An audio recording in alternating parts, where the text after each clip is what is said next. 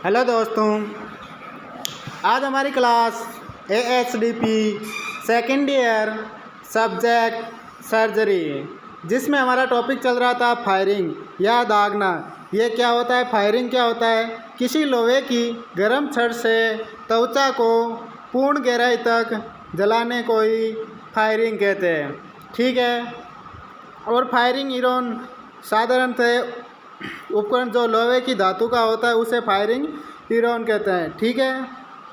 और इससे क्या है कि फायरिंग इरोन को पकड़ने के लिए एक हत्था होता है जिसे हैंडल्स कहते हैं। ठीक है। जिससे क्या है कि जब फायरिंग वो इरोन को गर्म करते हैं तो क्या है कि जो पकड़ते हैं तो हमारे हाथ जले नहीं। ठीक है। फिर देखते हैं कि फायरिंग के प्रकार, टाइप ऑफ फायरिंग। तो जिसमें हमने पढ़ लिया था superficial line firing, bird point firing और पिन पॉइंट या नीडल पॉइंट फायरिंग और मिक्सड या मिश्रित फायरिंग। इनके बारे में हम पढ़ेंगे। तो हमारा पहला टॉपिक अगला चलेगा पॉइंट फायरिंग। तो पॉइंट फायरिंग इसमें क्या होता है कि रेखा के रूप में त्वचा जलाई नहीं जाती, बल्कि पॉइंट के रूप में शकल के गर्म फायरिंग इरोन को दबाते हैं और इसका जो नुकीला भाग है वो गहराई तक त्वचा को जला देता है। नेक्स्ट नोट में देखते हैं,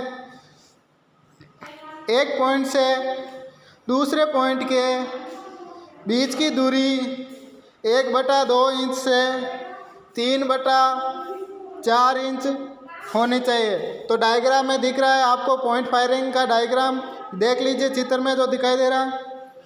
ठीक है। फिर देखते हैं नीडल पॉइंट फायरिंग।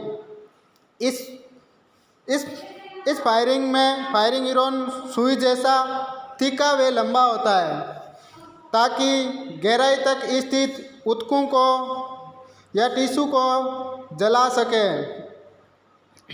इन्हें गर्म 2 प्रकार से करते हैं।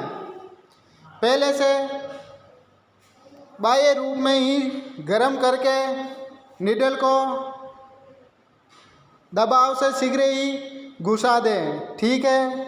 नेक्स्ट है ठंडी सुई को गहराई तक घुसा दें, फिर विद्युत प्रभाव से उनके टिप को गर्म कर दें। ठीक है। तो इनके क्या कि 2 प्रकार से गर्म किया जाता है। तो डायग्राम में दिख रहा है आपको, चित्र देख लीजिए, डायग्राम देख लिए। फिर देखते हैं मिश्रित फायरिंग। तो मिश्रित फायरिंग में क्या होता है? Superficial line firing, bird point firing व पॉइंट फायरिंग तथा नीडल फायरिंग, इन तीनों का उपयोग एक साथ किया जाता है तो उसे मिश्रित फायरिंग कहते हैं।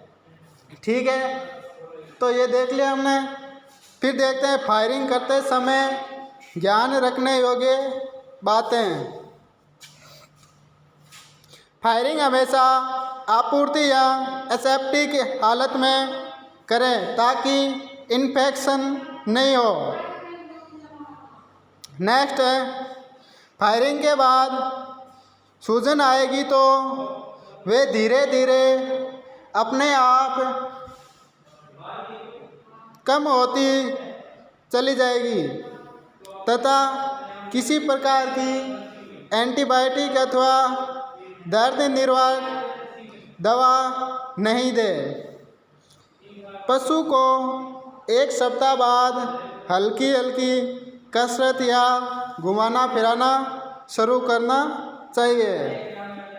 नेक्स्ट है नोटरी भी है और इम्पोर्टेंट पॉइंट है ये देखिए, गौवंश की त्वचा घोड़ों की त्वचा से ज़्यादा मोटी होती है, अतः गौवंश में फायरिंग करते समय फायरिंग इरोन का तापक्रम ज़्यादा होना चाहिए।